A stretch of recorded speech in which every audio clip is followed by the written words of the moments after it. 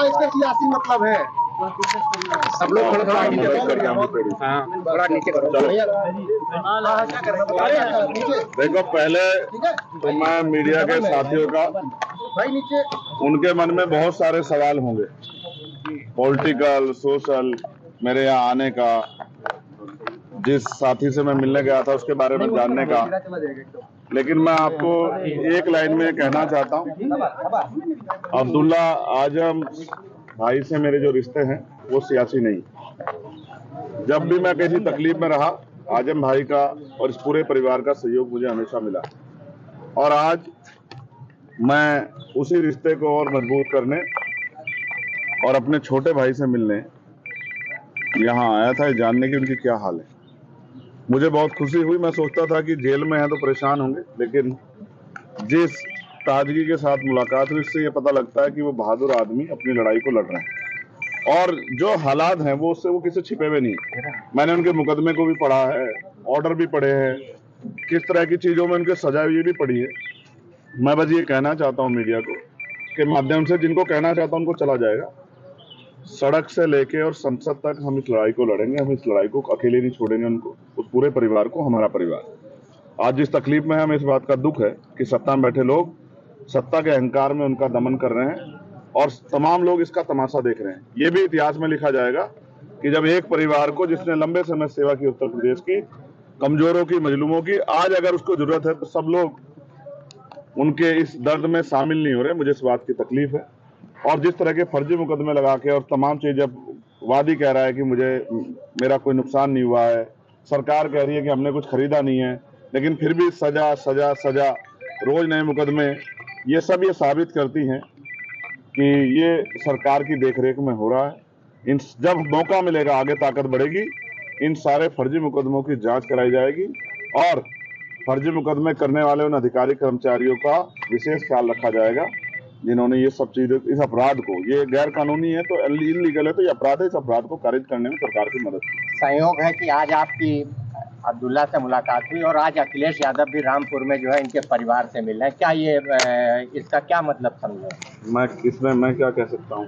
आप देखिए, ये उनका अधिकार है। अखिलेश जी बड़े अच्छे नेता हैं, और आज उनको परिवार की याद आई, मिलने गए हैं, तो ये अच्छी बात है, जाना चाहिए। लेकिन मुझे मेरे छोटे भाई से मिलना था। मैं पूर्व विधायक जी से नहीं मिला, मैं अपने छोटे भाई से मिलने आया था, और मैं वचन दे कहता हूँ कि मैं परिवार के साथ खड़ा। और मैं ये भी स्पष्ट कर देता हूँ आपको कि वो जुल्म के आगे टूटने वाला नहीं है, परिवार टूटेगा नहीं। मैंने उनकी वालिदा को देखा, पूर्व एमपी साहब को, क्या हालात थे उनके मैं जानता हूँ। लोग बताते थे कि उठ नहीं पाती थी, 2 लोग पकड़ के ले जाते थे बाथरूम, तब भी उन्होंने इतना जुल्म सहा, सिर्फ इसलिए कि आजम भाई की पत्नी है।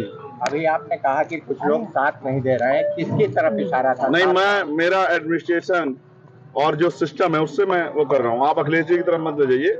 मैं सिर्फ ये सिस्टम से सवाल खड़ा कर रहा हूँ कि जो सिस्टम है, न्यायपालिका पर हम भरोसा करते हैं, लेकिन अगर जज साहब कहें कि हम मजबूर हैं, हमारे ऊपर दबाव है, तो फिर न्याय कैसे मिलेगा? मुझे एक खतरा और है, ये मेरा पर्सनल है, मेरे बहादुर छोटे भाई ने मुझसे नहीं कहा।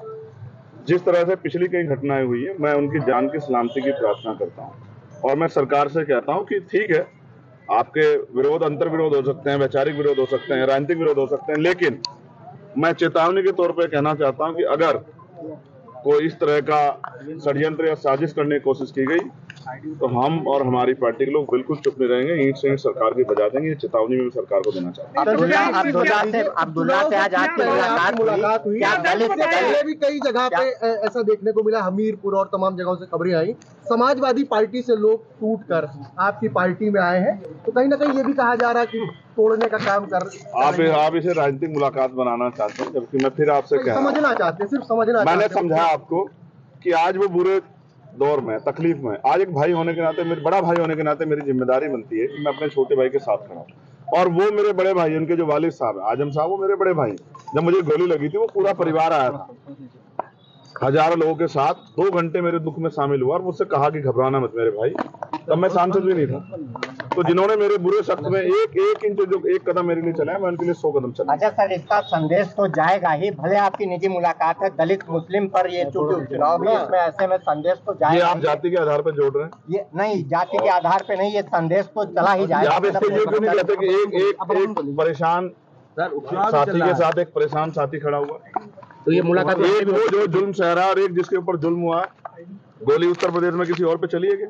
पिछले साल से सर बंद है, 1 साल हो गया, इससे पहले भी आपके मुलाकात साथ नहीं पता है, लगातार परिवार के जरिए मेरी बातचीत होती है, उनके साथी जो यहाँ थे उनके जरिए मैं जानकारी लेता हूँ। मैं इसको पॉलिटिकल नहीं बनाना चाहता था इसीलिए, लेकिन अब मेरे पास ऐसे इनपुट थे कि अब ज्यादा मेरे भाई को मेरी जरूरत है, तो ऐसे समय पर मेरा चुनाव में घूमना या वो सब चीजें बाद में मैंने उनको लिया और मेरा मन था कि पहले मैं जाके मिलकर उनके हालात को जानूं। अच्छा, बात क्या हुई, क्या कुछ दर्द तकलीफ कुछ बताई हो, कुछ वो भी तो शेयर कीजिए। आप जेल के अंदर का हम लोगों को नहीं पता चलता ना, थोड़ा सा बताइए। आपको क्या लगता है एक बहादुर आदमी क्या कभी अपनी तकलीफों को बयां करता है? आपने क्या उसके चेहरे पे, उसने मुझसे कहा मैंने अखबार पढ़ना छोड़ दिया, उसने मुझसे कहा कि मैंने परिवार के लोगों को कहा कि मैंने यहाँ मुलाकात करने मत आना, क्योंकि मैं जिस लड़ाई में हूँ अन्याय के खिलाफ, उसमें कोई भी कीमत चुकानी पड़े मैं पीछे नहीं हट सकता। और उन्होंने कहा अगर नए मुकदमे जिस तरह से लग रहे हैं, सरकार उन पे दया कर रही है नए मुकदमे लगा के, तो कह रहे चाहे कितने मुकदमे लग जाएं मैं हर लड़ाई लड़ने के लिए तैयार हूँ, लेकिन अपने लोगों के लिए मैं जो लड़ाई हमारी चली आ रही लंबे समय से वो जारी रहेगी, उससे पीछे नहीं हटेंगे। पारिवारिक संबंध है आजम खान परिवार से, पूरा पारिवारिक संबंध क्या माना जाए, भविष्य में आपके साथ आ सकते हैं आप लोग? वो मेरे साथ हैं। हाँ वही वो मैं फिर कह रहा हूँ कि आपके पिता आपकी माता आपके साथ नहीं है, वो मेरे बड़े भाई हैं, वो मेरे साथ हैं, और ये मेरे छोटे भाई हैं, ये भी मेरे साथ हैं।